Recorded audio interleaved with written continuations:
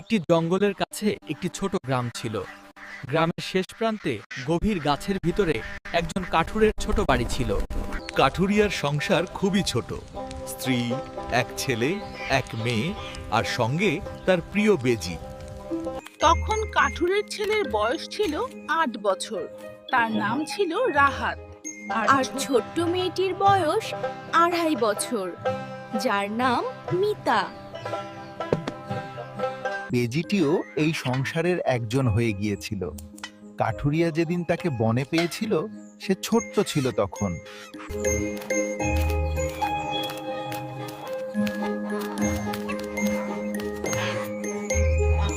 ছোট্ট নেউলটি উঠোনে খেলা করছিল।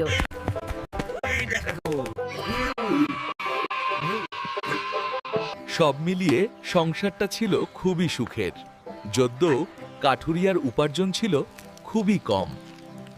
কাঠুরে প্রতিদিন সকালে সে জঙ্গলে যেত কাঠ কাটতে। কাঠগুলো কেটে বাড়িতে এনে শুকাতো।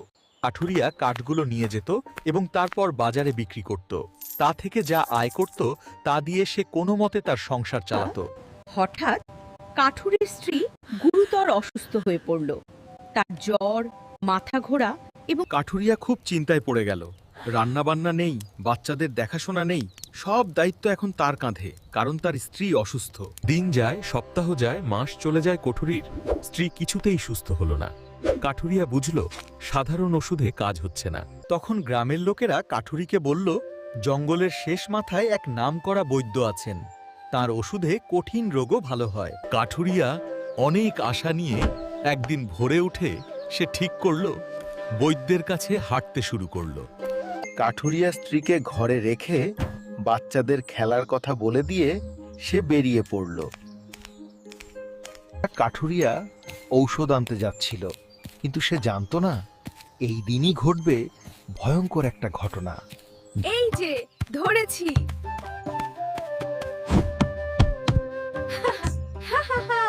শাবাশ!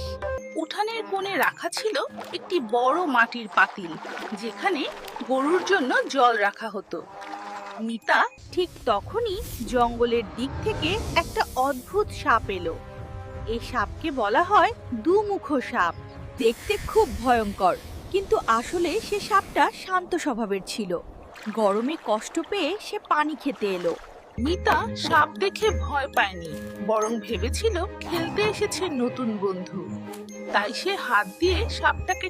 মিতা ২ মাথাওয়ালা সাপ দেখে ভয় পায়নি, উল্টে সে ভাবলো একটা নতুন বন্ধু খেলতে